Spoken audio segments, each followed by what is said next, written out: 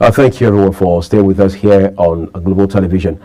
Special coverage of the election in those states continues. In about an hour, half an hour or even less, the collation of results in the states will resume. So far, we understand 16 local government results have been turned in, all of them counted and duly announced as well. So two more to go, and according to the resident electoral commissioner a while ago, it's just a matter of two more, after which the winner will finally be announced. Of course, we have seen some people commending INEC, others bashing the commission, saying that the irregularities that have marred this exercise are such that this entire process should have been cut off. In other words, cancelled. But that's something we're going to have to talk about later on the program. Just to also let you know that we'll be joined by a few gentlemen, observers of the election, who would be sharing their thoughts with us in the course of the program.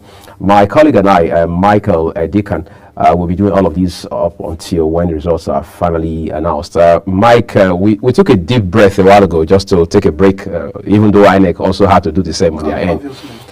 In a bit, there will be a resumption of collation of results and all of that. So far, 16 local government areas have been announced, and people are saying, out of the 18, exactly, and people are saying, look, this is a bit of a shock, because they thought where this party is supposed to have a stronghold, the other party is having an apparent lead. You know, what are the factors that could have led to that? I listened to the chairman of APC in the States, Honorable Chief Jarrett Tenebe, when he stood up at the Coalition Center to say that, look, even though the PDP, the gentleman representing the PDP, Honorable Sagbovoyo, who is the Chief of Staff, by the way, in the state, has raised objections as to certain results from some local government areas, he does believe that in the case of Esako West in particular, where he also says he votes, that one of the factors that have worked for the APC in that local government is the fact that the deputy governor of the state, Right Honorable Philip Shaibu, crossed over from the PDP to the APC, so that could have given them some very significant boost as well. I mean, you are a politically savvy journalist, so what have been your thoughts? Actually monitor the development. You know, prior to the election, yes, we have a Shimoles factor, we have a Basikis factor, right, we have Philip Shaibu's factor, we have the obedient movement factor. So, I mean, you can count all the factors we identified during the election and pre-election. And what played out is, you know, all of those things that we indicated, you know, because one thing about having a stronghold is the fact that you still have other party members in that particular stronghold that you're residing. So no matter the fact that PDP had faith in maybe the southern part of the state, you know, APC members are also there. These are the parties that also have, you know, structure in those areas. PDP also have structures in the north. So they outplays the fact that it's highly competitive even when APC is actually taking the lead now. I feel what is really standing out is the fact that, you know, after the submission, the officers at the state coalition, they will tell you all the agents, you know, have signed the result and all of that. So we had agents from the polling unit, we had agents to the, you know, coalition center at the ward level and to the local government level. So we feel every political party had, you know, in a way got involved in the process. So the gathering and the reading of the result by INEC is aware of also telling you this is what the people are elected, this is what we have observed. But clearly, we understood and we indicated some of the factors that probably have given room to speculations, that have given room, you know, for people to start the presumptions that we've had. You know, the fact that they delayed, you know, from the collating. The state collation was to commence at earlier 10 a.m. today, but you know there was some technical delay and all of that. What happened? You know, these are the explanations that INEC ought to have probably, you know, prompted Nigerians. The issues of starting yesterday's poll very late. These are the issues that probably they would have, avoided at all costs, owing to the fact that they had a lot of time to, you know, plan these elections and all of that. But in a way, you've always understand that the winner probably gets, you know, stronger, while the losers will always feel intimidated. The earlier press statement by PDP, led by the Adamawa State Governor, Fijiri, you know, in a way of trying to tell the public, oh, PDP has won. We had issue of you announcing result indirectly. You are not the INEC. I mean, this is what we avoided in your state at the last election when we also had cases where APC candidate was announced before the INEC official announcement. So this is what also was quite a wrong step by the People's Democratic Party.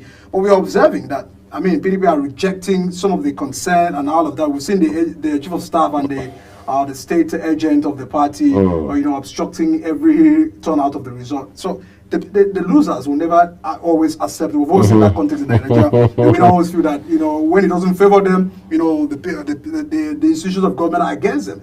But we always have a room to always clear all of this, which is always the last hope of the common man. Right. Indeed, where they say judiciary. So let's see what happens with the political parties. But there's a tension. We've seen the protests, the videos of protests coming from Edo, where people are already protesting to the headquarters. I feel it's not the way to go. We have a means of, having aftermath of elections issues. Right. And this is what political parties should be able to, advise their supporters, I feel. Spot on, Adika. Quite frankly, you look at all of these developments right now, you realize that some people had hoped, particularly within the People's Democratic Party fold, that it would turn out to be such that in the end, someone like incumbent governor, Godwin Obaseki, and the candidate of the party, Dr. Asuego Dalo, will come to Abuja and thank President Bola Tinubu and say, look, we know for a fact now that you actually stayed neutral as a president. Absolutely. And of course the leader of the ruling party, and all of that. But instead, I think the bulk of the energy of the PDP in Edo State right now is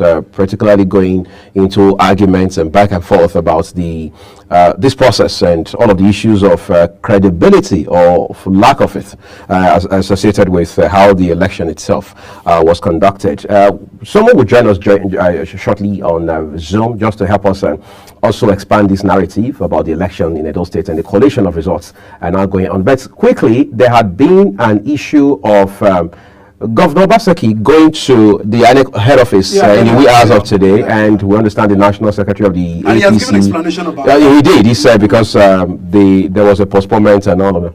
Which is not still on to exactly, which is not a valid argument in light of the law. So both of them, even when APC National Secretary also led delegation to the INEC headquarters. I mean, these are things that we've discriminated. Political actors ought to probably stop the the polling units, stick with the constitution, exactly. Allow the provisions of the agents at the coalition, the local coalition, the world coalition to do their job. I feel that we had that nomination. So political parties also know how to manage tension because and behave responsibly. Yeah, the pressure has been on them very clearly. But we still have to be concerned about the Labour Party because we saw how the Labour Party candidate had to lose in his own community. We saw the result of our apartheid, which was a battle man. So if we said that obedience, because there's a strong movement, obedient movement, we felt that probably will win the election.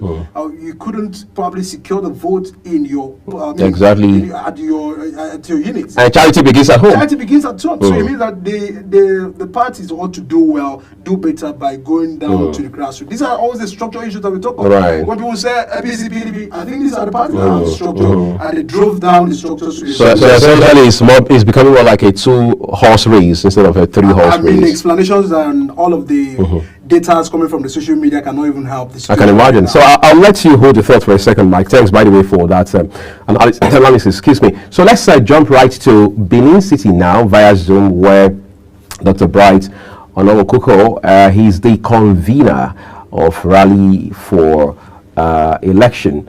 All right, I hope I got that right, by the way. But let's just join Dr. Bright Onowokuko, who joins us via Zoom live from Benin City, to shed light on some of the issues around this election, particularly from the standpoint of his personal observations. Thank you, Dr. Bright. We do appreciate you joining us on such a short notice. Would you kindly give us some idea as to what has transpired since yesterday morning when election started? Of course, we know at this point we are now essentially discussing collation of results. Okay. Hope you can hear the sound is okay. Hello, is the sound okay? Hello. I understand we're having some hitches with our guests. Hopefully, we'll get to rectify that as quickly as possible and then patch on to the discussion. Right. I think we really had a good number of observers at the election. We must commend the civil society. We must commend, everyone that participated in view of monitoring the situation. Mm-hmm. But I feel there's also a disturbing issue where they were alert that there was a certain level of manipulation in the particular local government, which has also been a concern. INEC confirmed this at their press statement as well. So what prompted that? What other actions have been taken? People want to see how INEC probably would suspend that particular local government or what result in a way of getting confidence of better Nigerians, because I feel this is what even all the society, Young Africa, they were there, they raised a concern about that. So and they were very clear about that. And INEC further confirmed that with their statement. So Nigerians are waiting to see a statement probably confirming, that particular word result, proper auditing and knowing fully well before announcing it to be the final result. Right. I think these are the things that I probably have to pay attention to. In the two local government, we are waiting to confirm very shortly. So that we don't have this repeating itself. Absolutely. Quite frankly. All right. So let's hear from the National Secretary of the APC now, because he also, on behalf of his party, reacted to he reacted to the position of Governor Obaseki, particularly regarding the idea of him visiting the office of the Independent National Electoral Commission earlier this morning. Let's hear from the APC National Secretary.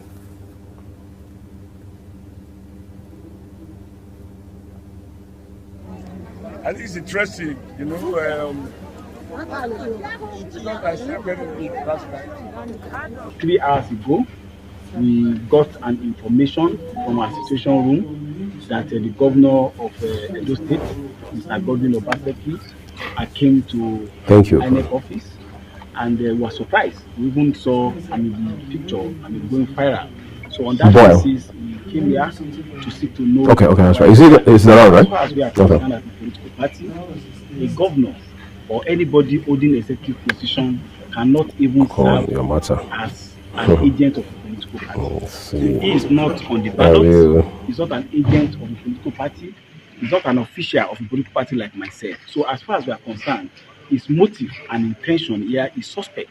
So we believe that there might be an attempt to subvert the ongoing democratic process in Edo State. And of course, when we try to come, we've been around for close to 2 hours.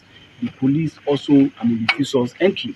But I just spoke with the DIG now, and they assured us that in a matter of minutes, Mr. Obaseki will take exit of here. And we think that this is gross abuse of power, gross abuse of office, and unbecoming of somebody holding a very sensitive position as the governor of his state.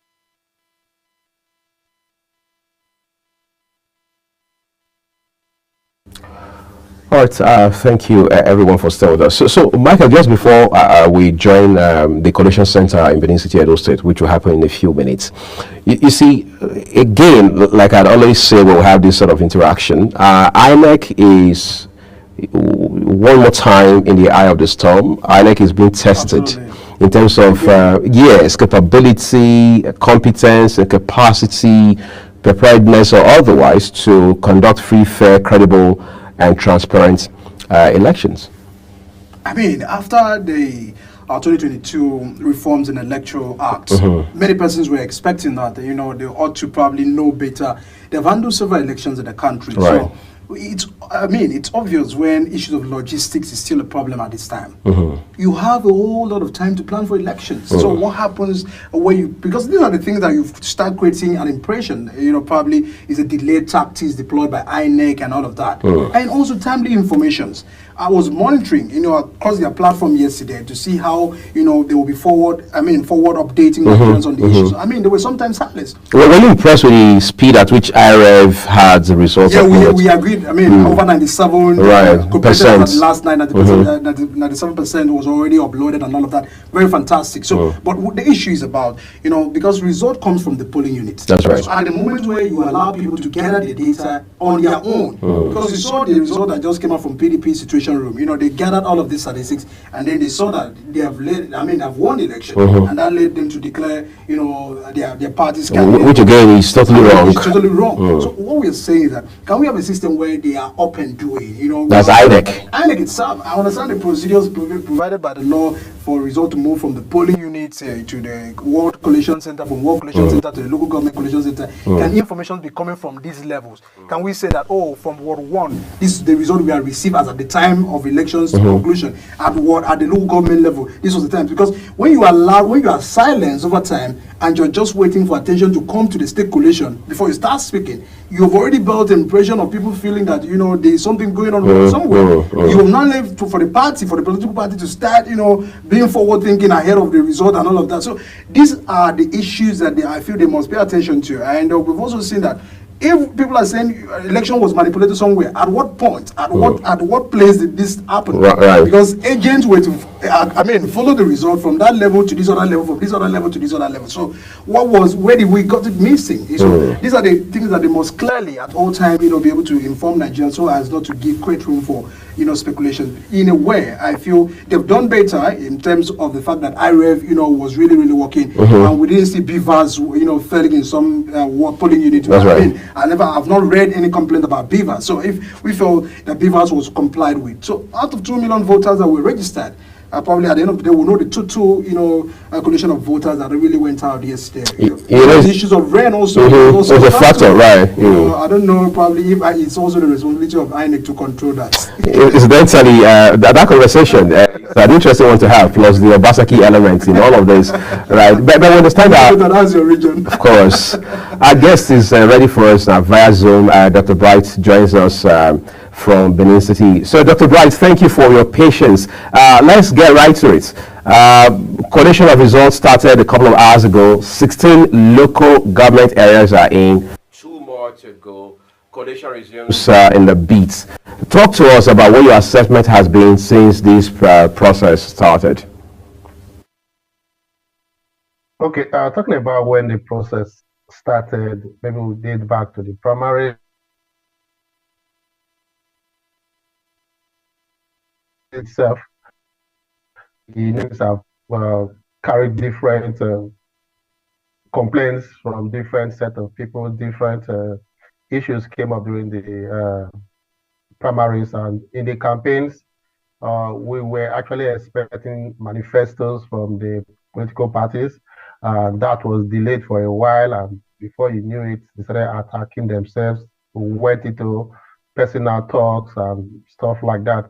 Then it came to the eve, as a few days to the election, and we were supposed to be getting messages of peace and how we should go ahead doing what we need to do. But somehow, I could ascertain that maybe about 24, 48 hours to the election, Edo State was actually calm, but it was tense. And in that tense situation, it means anything can actually happen at any point in time. So yesterday, being the election day, was somehow, I know, like it was mentioned just now, we could have actually controlled the rain, but the rain came out to actually test a lot of things that INEC has actually put in place.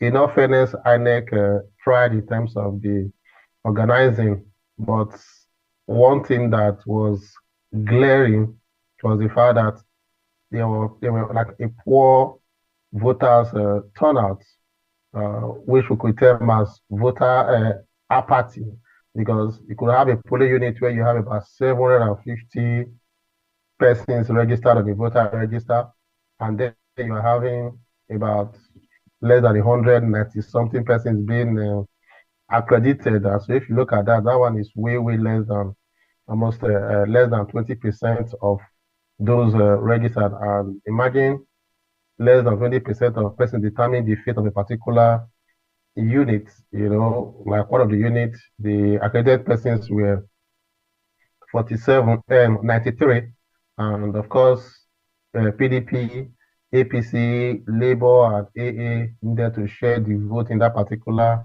unit. So and of course, if in that where you have 750 persons registered, maybe about 500, 600, or even 700 of them actually came out to participate in the voting process, the result or the impact of the result would have been quite different. But now with very low participation, it actually gives room for a whole lot of manipulation to take place, and that is what we are actually witnessing at the moment. Because if the numbers were that large, yes, we say okay, maybe because the numbers are large, they're trying to do a whole lot of things, maybe things being over, but people were very, very few. Looking at the numbers of persons that turned out, many of the centers in Benin City actually were able to round up as at that 2:30, 3 o'clock that INEC stipulated for voting to take place, and they were able to complete their result and go on. So the collation should have taken so much, but actually the collation is taking a whole lot of time now. Like you are aware, we still have about 2 local governments to go, and amazingly, those 2 local governments are urban local government, Oredo and Ikobaoka. Yes, I know that they have some villages or some distant areas, but if results from the likes of Akoko Edo, Ovia, Southwest that has those riverine areas are already out, I don't know what is still delaying that of Oredo and Ikobaoka. But however, the deed has been done. The tension is gradually coming down. We're just waiting for, let's get the results. And from our own angle as a civil society, we may not be able to dance into it, but from the politicians, based on what has been going on at the collation center, the part that favors them, they would say, oh, okay, that's what happened. The part that did not favor them, they will tell you that that's not what actually happened. But again, talking about that's where the role of the party agents would come up, because in contesting some of those results, you need to have your own result from the polling unit right at your hand to say, okay, this is what and what happened, and this is the actual result. But we still get some verbal thoughts there. And looking at the IREV also, yes, at the point of uploading, so much has been uploaded, but I was shocked to have stumbled over 2 results on the portal that were not actually, their images that were not actually result of election. I think they were just notification or something. And of course, you know that whatever you snap and post there, the portal will definitely accept it. You know, it does not have a way to specify if this is what it is. So my concern again now is that how many of such documents have been uploaded on the IREV for us to say, okay, that it's 98% reported, but how many of them are actually results? And of course, I don't have the liberty to start going through all the 4,000 or something polling units in those states to ascertain what has been placed in there. But I think that's left for the political parties to actually. My colleague Edikon Michael, I mean, he and I have spent some time talking about this election on and off television. I'm sure he wants to engage you in this regard. Yeah, Doctor, please confirm to us the 2 local government that is left, which, because we've seen that one of the factors that have really led to some of the victories of either APC or PDP is how the politicians of that area has an influence in terms of where they will tell you these are the stronghold of APC and PDP. Can you really, because from all the results we have, APC is leading. Confirm to us the 2. What are the presumptions, and from what we have at IREV, can we really presume what probably in the next few minutes to go, which INEC will be given to us in terms of participation, in terms of the outcome of people, from what you have observed, how the people from these 2 local government areas have participated in the election? Okay, well, these two local governments, like I said, Oredo and Ikobaoka, they are actually strongholds For example, Babaha is the place where the deputy governor candidate of the APC, the president of Barrister Osaoje is from. Then Oredo local government, that's where the incumbent governor is from, the president of Governor Gordon Obaseki. And Oredo happened to be in fact, Oredo and Ikobaoka, they are one of the most populated local governments in the state. But the general turnout that has been low that we observed that we observed yesterday may also have an effect on those results. But I don't want to preempt anything. I just want to see what those two local governments would bring, if they will be different from what we actually observed yesterday. So with that low turnout, but with the way things are, I don't think. Yes, maybe one of the political parties, maybe PDP, may win those two local government, but I don't know. Like the complaint of maybe did they use the beavers or some other manipulation could come up. I really don't expect that, because the interest in this local government is on the high side. If you say somewhere like the Labour Party candidate lost his polling unit, he is also from the Oredo extraction.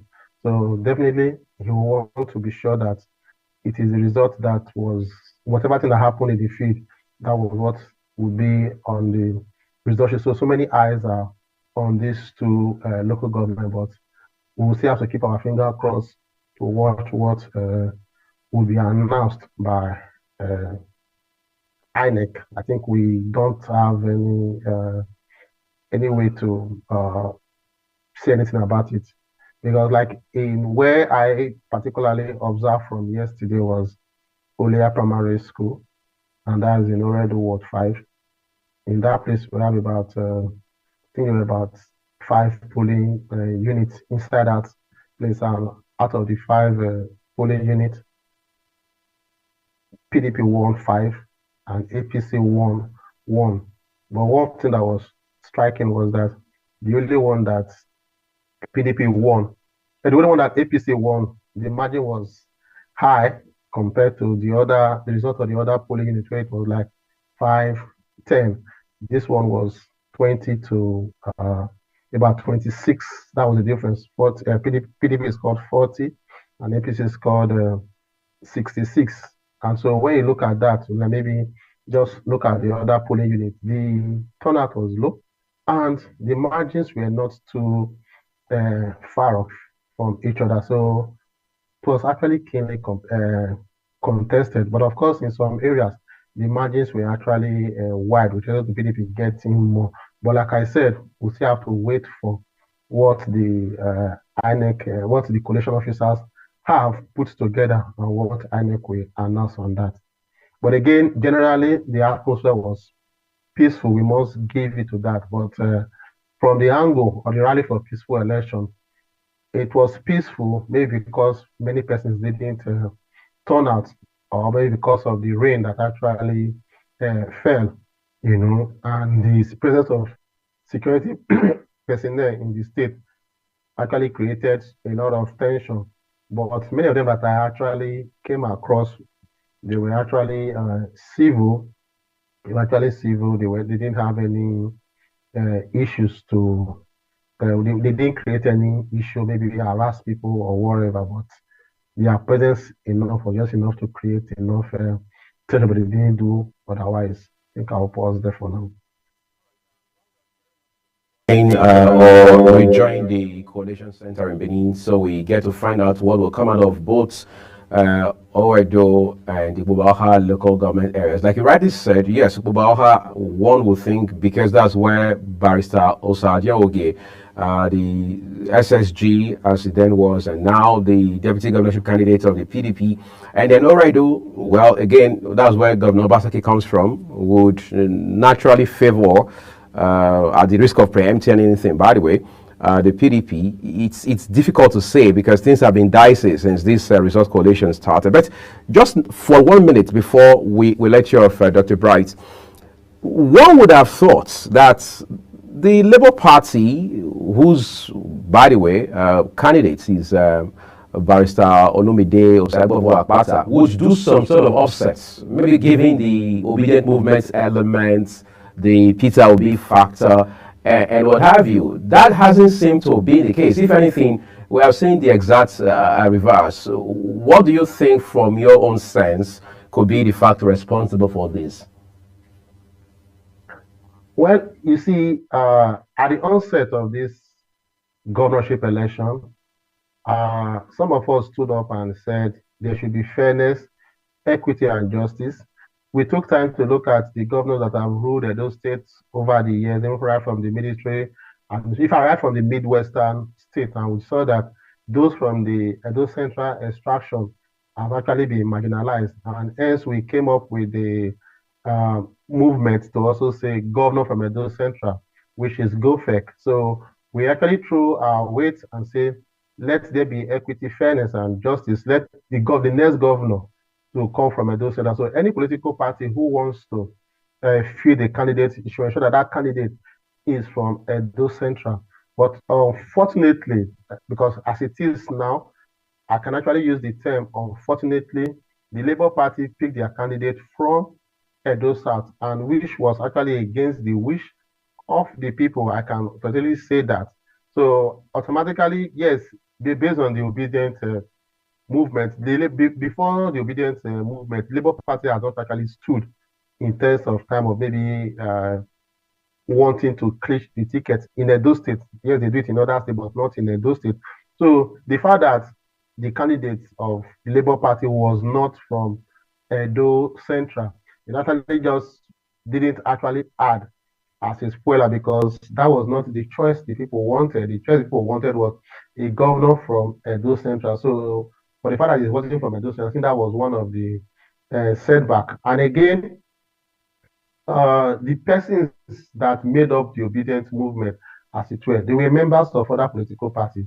So the obedient movement wasn't actually Labour Party movement. It was just concerned persons who were in support of Obi. So it will be difficult for you to expect them to just automatically translate and become Labour Party members. Barrister Olumide Akpata is not Obi. And I can also say that Obi didn't even so much throw his weight behind the Olumide Akpata in terms of campaigning, because I believe he knows what the obedient movement actually stood for, and it wasn't for him. So two things were there. If he was banking on the obedient movement is not Labour Party.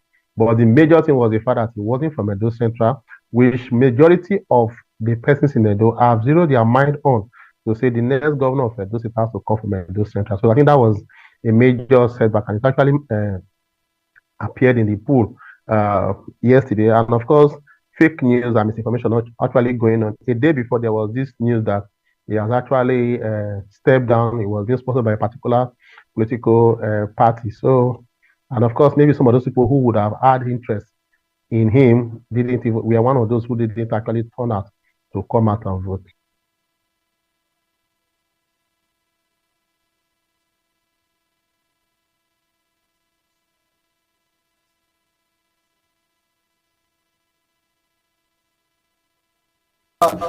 Those behind the protests we're having from the environs of the INEC State Calculation Center?